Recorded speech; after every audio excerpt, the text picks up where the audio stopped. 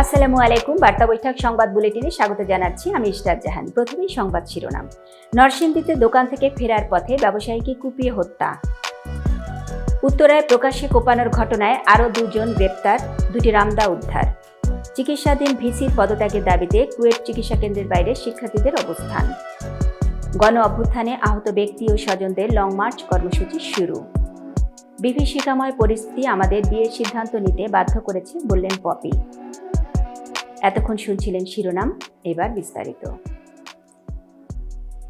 নরসিংদীতে দোকান থেকে ফেরার পথে ব্যবসায়ীকে কুপিয়ে হত্যা। নরসিংদীর শিবপুর উপজেলার দোকান বন্ধ করে বাড়ি ফেরার পথে এক ব্যবসায়ীকে কুপিয়ে হত্যা করেছে দুর্বৃত্তরা। গতকাল মঙ্গলবার রাত 11টার দিকে উপজেলার জয়নগর ইউনিয়নের ধনাইয়া গ্রামে এ ঘটনা ঘটে। তবে কে বা কারা এবং কী কারণে তাকে হত্যা করেছে তা প্রাথমিকভাবে নিশ্চিত হওয়া যায়নি। ওই ব্যবসায়ীর নাম কবির উদ্দিন, 36। তিনি উপজেলার জয়নগর ইউনিয়নের ধনাইয়া গ্রামের বাসিন্দা ও স্থানীয় শিবপুর বাজারে কাপড়ের ব্যবসা করতেন। কবিরের স্বজন ও স্থানীয় কয়েকজন বাসিন্দা জানান, কবির গতকাল রাতে দোকান বন্ধ করে বাড়ি ফিরছিলেন। বাড়ি থেকে ধনাইয়া ব্রিজ এলাকায় পৌঁছানোর পর এই হত্যাকাণ্ডের ঘটনা ঘটে। আজ সকালে ওই পথে চলাচলের সময় স্থানীয় কয়েকজন সেখানে তার লাশ পড়ে থাকতে দেখেন। পরে পরিবারের সদস্যরা ঘটনাস্থলে গিয়ে লাশটিকে শনাক্ত করেন। খবর পেয়ে শিবপুর থানা পুলিশ ঘটনাস্থলে গিয়ে মরদেহটি উদ্ধার করে। পুলিশ জানায়, সুরতহাল প্রতিবেদন তৈরির সময় নিহত কবির উদ্দিনের শরীরে ধারালো অস্ত্রে 6টি আঘাতের চিহ্ন পাওয়া গেছে। এর মধ্যে তার বাঁ পাঁজরের নিচে, কোমরের পেছনে ও বুকের ডান পাশের আঘাত ছিল গুরুতর।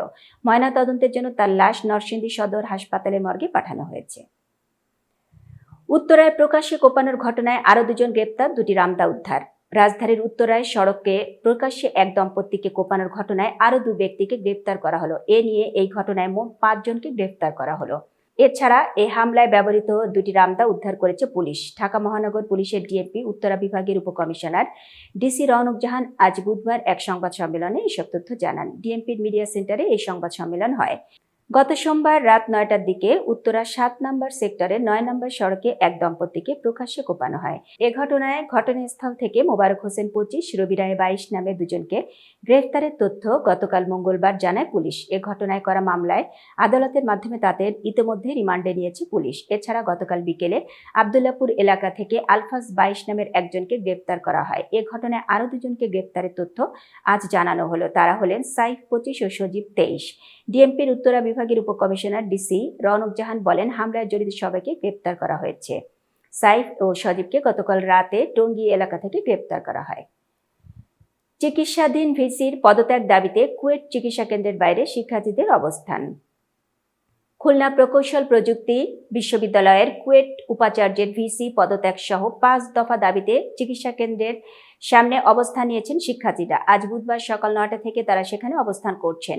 এই চিকিৎসা কেন্দ্রের দোতলায় চিকিৎসাধীন ভিসি মোহাম্মদ মাসুদ গতকাল মঙ্গলবার রাতে কিছুটা অসুস্থ হয়ে পড়ায় তিনি সেখানে অবস্থানরত শিক্ষার্থীদের একজন electrical and electronics engineering EEE বিভাগের 3য় বর্ষের শিক্ষার্থী আব্দুল্লাহ মোহাম্মদ সিয়াম গণমাধ্যমকে বলেন, আমাদের দাবি হচ্ছে শিক্ষার্থীদের নিরাপত্তা, উপাচার্যের পদত্যাগ সহ 5 দফা। আমাদের মূল দাবি, এখন যারা ক্যাম্পাসে রাজনীতি ফিরিয়ে আনার জন্য কাজ করেছিলেন তাদের বহিষ্কার করতে হবে। ভিসি স্যারকে পদত্যাগ করতে হবে। উনি আমাদের নিরাপত্তা দিতে ব্যর্থ হয়েছেন। ঘটনা ঘটার কিছুক্ষণ আগ পর্যন্ত উনি আমাদেরকে নিরাপত্তা দেওয়ার কথা বলেছেন, কিন্তু ব্যর্থ হয়েছেন। বহিরাগত ব্যক্তিরা ক্যাম্পাসে ঢুকে দা ছুরি নিয়ে আক্রমণ করেছেন আমাদের ব্যাচমেট, জুনিয়র এবং সিনিয়রদের উপর। অনেকে আহত হয়েছেন, অথচ ভিসি স্যার বলছেন তিনি ব্যর্থ নন, তিনি জাস্ট 2 ঘন্টা লেট করেছিলেন। গণ অভ্যুত্থানে আহত ব্যক্তি ও স্বজনদের লং মার্চ কর্মসূচি শুরু। জুলাই গণ অভ্যুত্থানে আহত কিছু ব্যক্তি ও তাদের স্বজনেরা 3 দফা দাবিতে রাজধানীর শাহবাগ মোড় থেকে মুক্তিযুদ্ধ বিষয়ক মন্ত্রণালয় অভিমুখে লং মার্চ কর্মসূচি পালন করছেন। আজ বুধবার দুপুর 12:30টার দিকে তারা এ কর্মসূচি শুরু করেন। তারা শাহবাগ থেকে মৎস্য ভবন হয়ে মুক্তিযুদ্ধ বিষয়ক মন্ত্রণালয়ে যাবেন বলে জানিয়েছেন। লং মার্চ কর্মসূচিতে অংশগ্রহণকারীরা বলেছেন, সরকারি এ, বি, সি এই 3 ক্যাটাগরি করে আহত ব্যক্তিদের চিকিৎসা দিচ্ছেন। সি ক্যাটাগরিতে এ ও বি এর মতো সুবিধা রাখা হয়নি। এটি খুবই বৈষম্যমূলক। লং মার্চ কর্মসূচিতে অংশগ্রহণকারীদের দাবি, আহত সব ব্যক্তিকে এ বা বি ক্যাটাগরিতে চিকিৎসা দিতে হবে। ক্যাটাগরি হবে 2টি, আহত এবং গুরুতর আহত। কর্মসূচিতে অংশগ্রহণকারীদের অন্য 2টি দাবি হলো, প্রান্তিক এলাকায় আহত ব্যক্তিদের চিকিৎসা সুবিধার্থে টোল ফ্রি হটলাইন সেবা চালু করতে হবে এবং আহত ব্যক্তিদের সুরক্ষায় আইন করতে হবে। আহত প্রত্যেককে সরকারি ভাতার আওতায় আনারও দাবি জানিয়েছেন কর্মসূচিতে অংশগ্রহণকারীদের অনেকে। বিভীষিকাময় পরিস্থিতি আমাদের বিয়ের সিদ্ধান্ত নিতে বাধ্য করেছে, বললেন পপি। 4 বছরের বেশি সময় ধরে আড়ালে ছিলেন চিত্রনায়িকা পপি। খবর রটে এ সময় তিনি বিয়ে করে সংসারী হন। তবে বিয়ে প্রসঙ্গে আনুষ্ঠানিকভাবে কোনো কথা বলেনি এই নায়িকা। সম্প্রতি পারিবারিক এক ইস্যুতে আবারও আলোচনায় আসেন পপি। তখন কথা বলেন সেই ইস্যু নিয়ে। ওই সময় জানিয়েছিলেন বিয়ের সিদ্ধান্ত, স্বামী সন্তান নিয়ে আপাতত কিছুই বলবেন না, কবে বিয়ে করেছেন, মা হয়েছেন এবং সিনেমা নিয়ে তার কি ভাবনা।